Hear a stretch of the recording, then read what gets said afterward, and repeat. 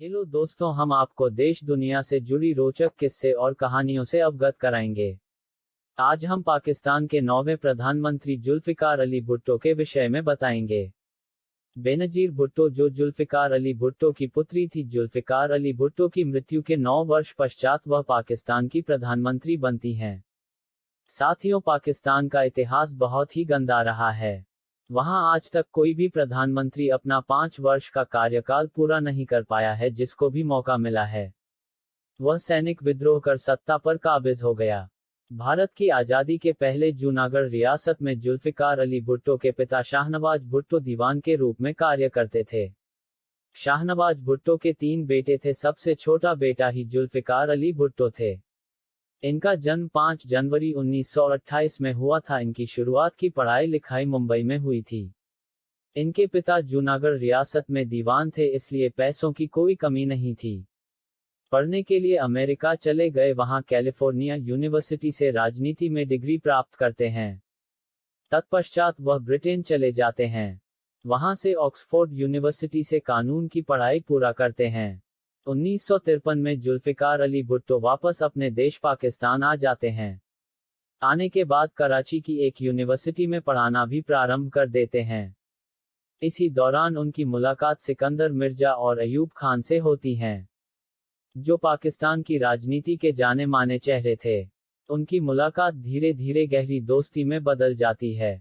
आगे चलकर सिकंदर मिर्जा 1956 में पाकिस्तान के राष्ट्रपति बनते हैं और अयूब खान पाक आर्मी के चीफ बनते हैं। 1958 में अयूब खान सैनिक विद्रोह कर देते हैं, जिसमें दोस्त होने के कारण जुल्फिकार अली भुट्टो भी अयूब खान का साथ देते हैं। अब पाकिस्तान में तख्ता पलट हो जाता और पाकिस्तान की सत्ता मेजर जनरल अयूब खान के हाथ में आ जाती हैं। गहरी दोस्ती होने के कारण अयूब खान जुल्फिकार अली भुट्टो को कैबिनेट मंत्री बना देते हैं। यहीं से उनके राजनीतिक जीवन की शुरुआत होती है। धीरे धीरे समय बीतने के साथ जुल्फिकार अली भुट्टो व अयूब खान में मतभेद उत्पन्न होने लगता। 1965 में भारत पाकिस्तान युद्ध भी हो जाता है, जिसमें भारतीय सैनिक लाहौर तक कब्जा कर लेते हैं। परंतु अमेरिका के दबाव में भारतीय सैनिकों को वापस लौटना पड़ता है। 1966 में ताशकंद समझौता भारत व पाकिस्तान के बीच होता है, जिसमें नियम और शर्तों को लेकर अयूब खान और जुल्फिकार अली भुट्टो में काफी मतभेद उजागर होता है। उसमें पाकिस्तान के आर्मी चीफ याया खान थे, क्योंकि पाकिस्तान में अयूब खान के खिलाफ गुस्सा व आक्रोश रहता है। क्योंकि 1965 में भारत पाकिस्तान युद्ध में पाकिस्तान हार गया होता है। इसी माहौल का फायदा उठाकर याया खान सैनिक विद्रोह कर 1968 में तख्ता पलट कर देता है और पाकिस्तान की बागडोर अपने हाथों में ले लेता है। अयूब खान का साथ छोड़कर जुल्फिकार अली भुट्टो पाकिस्तान के अन्य नेताओं के सहयोग से 1967 में पीपीपी यानी पाकिस्तान पीपुल्स पार्टी की स्थापना करते हैं। पाकिस्तान पीपुल्स पार्टी की लोकप्रियता पाकिस्तान में बहुत तेजी से फैलती है। याया खान 1970 में चुनाव करवाते हैं, जिसमें पाकिस्तान पीपुल्स पार्टी सत्ता में आ जाती है। उस समय एक और घटना घटती है। जब चुनाव होता है तो पश्चिम पाकिस्तान में तो जुल्फिकार अली भुट्टो बहुमत में होते हैं, परंतु पूर्वी पाकिस्तान यानी बांग्लादेश में शेख मुजीबुर रहमान की पार्टी जीत जाती है। परंतु उन्हें बहुमत प्राप्त होने के बावजूद प्रधानमंत्री नहीं बनने दिया जाता है, जिससे नाराज होकर वह अलग देश की मांग करने लगते हैं। भारत के सहयोग से पूर्वी पाकिस्तान यानी आज का बांग्लादेश 1971 में स्वतंत्र हो जाता है, जिससे पाकिस्तान की जनता में बहुत ज्यादा गुस्सा और आक्रोश उत्पन्न हो जाता है।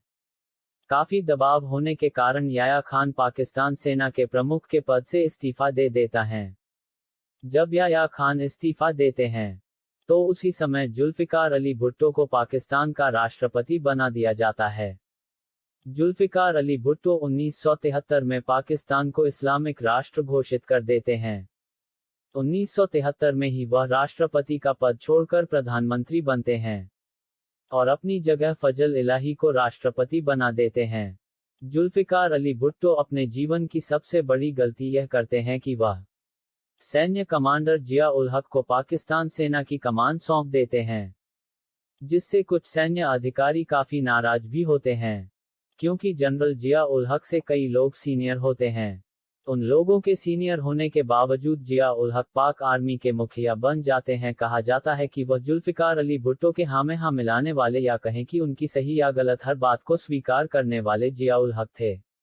इसीलिए उनको पाकिस्तान सेना का प्रमुख बनाया गया था। जुल्फिकार अली भुट्टो जो भी बात कहते थे जिया उल हक बिना कुछ सोचे समझे वह उस कार्य को करने के लिए तैयार हो जाते थे। अन्य लोगों से जुल्फिकार अली भुट्टो को डर था कि वह सैनिक विद्रोह कर सकते हैं, परंतु जिया उल हक कभी भी मेरे खिलाफ खड़ा नहीं हो सकता। यह जुल्फिकार अली भुट्टो का अपना व्यक्तिगत विचार था, परंतु होता है इसका एकदम उल्टा। जिया उल हक एक बहुत ही महत्वाकांक्षी व्यक्ति होता है। लोग जिया उल हक को जुल्फिकार अली भुट्टो का कुत्ता भी कहते थे। उस समय पाकिस्तान की जनता में जुल्फिकार अली भुट्टो के प्रति काफी रोष उत्पन्न हो गया था, क्योंकि पाकिस्तान में विपक्ष के नेता नवाब अहमद मोहम्मद खान का कत्ल हो जाता है, जिसका सीधा आरोप जुल्फिकार अली भुट्टो पर लगता है। यही मौका देखकर जिया उल हक सैनिक विद्रोह या तख्तापलट कर सैन्य शासन की घोषणा कर देता है। जिया उल हक जुल्फिकार अली भुट्टो से कहता है, आप चिंता मत करें, आपको कुछ समय के लिए नजरबंद रखा जाएगा, फिर आपको सत्ता सौंप दी जाएगी।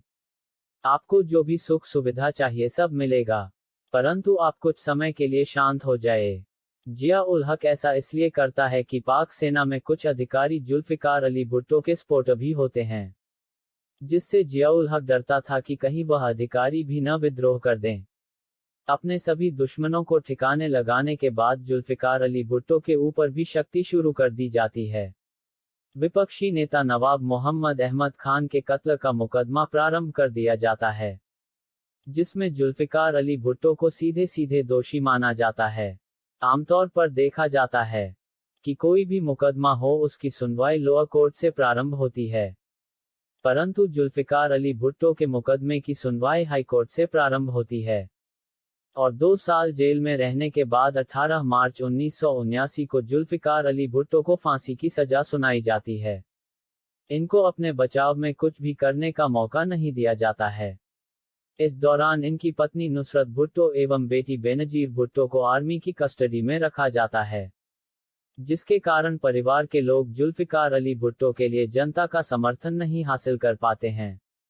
2 अप्रैल 1979 को नुसरत भुट्टो एवं उनकी बेटी बेनजीर भुट्टो से कहा जाता है कि आप लोग चलिए और जुल्फिकार अली भुट्टो से आखिरी मुलाकात कर लीजिए।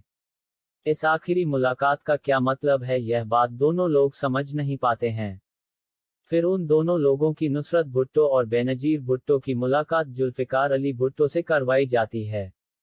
मिलने के लिए मात्र आधे घंटे का समय ही दिया जाता है, जबकि उस समय आखिरी मुलाकात में सामान्यतः 1 घंटे का समय मिलता था। इस बात का जिक्र जुल्फिकार अली भुट्टो भी करते हैं। तो जेलर कहता है कि हमें कोई दिक्कत नहीं है, ऐसा करने के लिए ऊपर से आदेश मिला है कि आप लोगों की मुलाकात के लिए मात्र आधा घंटे का समय ही दिया जाए। कहा जाता है कि नुसरत भुट्टो जीत कर जाती हैं और वह जिया उल हक से बात करना चाहती हैं। ज्यादा जिद करने के कारण नुसरत भुट्टो की बात जनरल जिया उल हक से करवाई जाती हैं। नुसरत भुट्टो यहां तक कहती हैं कि यदि उनके शौहर को छोड़ दिया जाए तो वह राजनीति के साथ साथ पाकिस्तान को भी छोड़कर चली जाएंगी, परंतु जनरल जिया उल हक यह बात मानने से इनकार कर देता है, क्योंकि उसे मालूम था कि यदि जुल्फिकार अली भुट्टो बच जाते हैं तो उसका बचना नामुमकिन हो जाएगा। नुसरत व उनकी बेटी बेनजीर भुट्टो को पुनः आर्मी की कस्टडी में डाल दिया जाता है।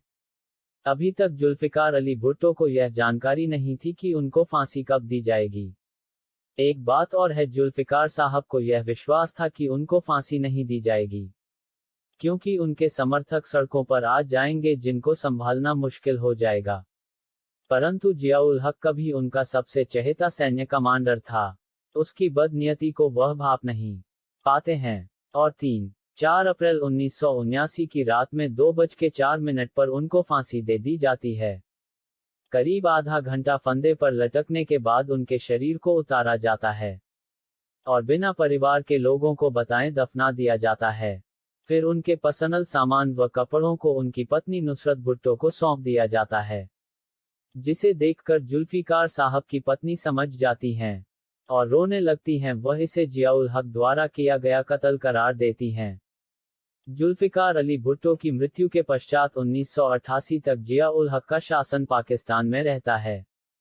जियाउल हक की एक हवाई जहाज दुर्घटना में मृत्यु हो जाती है। 1988 में पाकिस्तान पीपुल्स पार्टी सत्ता में वापस आती है और बेनजीर भुट्टो पाकिस्तान की पहली महिला प्रधानमंत्री बनते हैं। यह किसी भी इस्लामिक देश में पहली बार होता है कि एक महिला वहां की प्रधानमंत्री बनती है। बेनजीर भुट्टो को कभी भी जिया-उल हक से बदला लेने का मौका नहीं मिलता है, क्योंकि जिया-उल हक की हवाई जहाज दुर्घटना में मृत्यु हो जाती है। साथियों, इसी तरह हम आगे भी सच्ची कहानियों का सिलसिला जारी रखेंगे।